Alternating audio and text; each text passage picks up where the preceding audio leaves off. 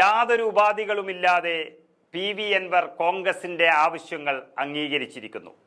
ഇത് തന്നെയാണ് നിലമ്പൂരിൽ കോൺഗ്രസിന്റെ ആദ്യ വിജയം എന്ന് പറയാം. ഏറ്റവും വലിയൊരു പിടിവാശിയിലേക്ക് PV അൻവർ കടക്കുന്നുവെന്നും താൻ പറഞ്ഞയാൾ, അതായത് VS ജോയിയെ തന്നെ സ്ഥാനാർത്ഥിയാക്കിയില്ല എങ്കിൽ തിരിച്ചടി ഉണ്ടാകുമെന്നും പറഞ്ഞ അൻവറിനെ അനുനയിപ്പിക്കലായിരിക്കും കോൺഗ്രസിന്റെ ആദ്യ വിജയം എന്ന് പറഞ്ഞവർ ഏറെയുണ്ട്. അങ്ങനെ വരുമ്പോൾ ഇന്നത്തെ തീരുമാനം കോൺഗ്രസിന്റെ ആദ്യ വിജയമായി കാണേണ്ടിയിരിക്കുന്നു. PV അൻവറുമായി കോൺഗ്രസും UDFും സഹകരിച്ച് മുന്നോട്ടു പോകുമെന്നും എന്നാൽ മുന്നണി പ്രവേശനത്തെ പറ്റി തീരുമാനമെടുക്കുന്നത് വിശദമായ ചർച്ചകൾക്ക് ശേഷം മാത്രമായിരിക്കുമെന്നും ഇന്ന് നടന്ന ചർച്ചകൾക്ക് ശേഷം പ്രതിപക്ഷ നേതാവ് UDF ചെയർമാൻ കൂടിയായ VD സതീശൻ വ്യക്തമാക്കി. അൻവറുമായി വിശദമായി സംസാരിച്ചിട്ടുണ്ടെന്നും പരസ്പരം സഹകരിച്ച് മുന്നോട്ടു പോകുന്ന കാര്യത്തിൽ അൻവർ ചില നിർദ്ദേശങ്ങൾ മുന്നോട്ട് വച്ചിട്ടുണ്ടെന്നും പറഞ്ഞ സതീശൻ അൻവർ പറഞ്ഞതിന് മേൽ വിശദമായ ചർച്ചകൾ നടത്തുമെന്നും അറിയിച്ചിരിക്കുന്നു. കാരണം എല്ലാ UDF ഘടകകക്ഷികളുമായി ചർച്ച ചെയ്ത ശേഷം മാത്രമേ മുന്നണി പ്രവേശനം സംബന്ധിച്ച് തീരുമാനമെടുക്കാനാകൂ. അല്ലാതെ കോൺഗ്രസ് എടുക്കുന്ന തീരുമാനങ്ങൾ ഘടകകക്ഷികളെ അടിച്ചമർത്തുന്ന രീതി UDFിൽ ഇല്ലെന്നും അദ്ദേഹം ഓർമ്മിപ്പിക്കുന്നു. അതുപോലെ മുന്നണി പ്രവേശനം സംബന്ധിച്ച് ഉടൻ തീരുമാനം ഉണ്ടാകുമെന്ന് KPCC അധ്യക്ഷൻ സുധാകരനും വ്യക്തമാക്കി.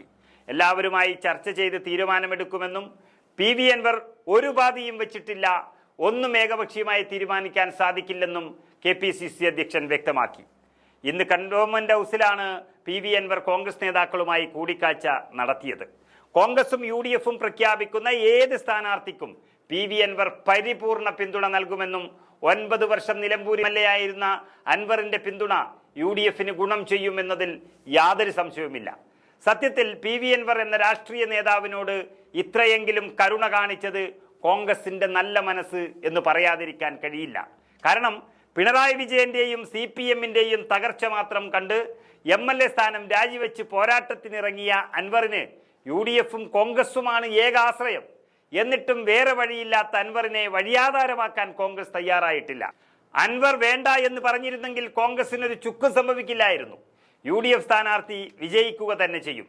എന്നിട്ടും രാഹുൽ ഗാന്ധിയെയും കോൺഗ്രസിനെയും കഴിയുന്ന കാലത്ത് നല്ല കാലത്തെല്ലാം പുലഭ്യം പറഞ്ഞിരുന്ന അൻവറിനെ കേൾക്കാൻ കോൺഗ്രസ് തയ്യാറായി എന്നുള്ളതാണ്. ഇനി നല്ലൊരു ഇരിപ്പിടം കൊടുക്കാനും കോൺഗ്രസ് മടിക്കില്ല. ഇവിടെ കോൺഗ്രസിന് പകരം CPM ആയിരുന്നെങ്കിൽ അൻവറിനെ മൈൻഡ് ചെയ്യില്ലായിരുന്നു.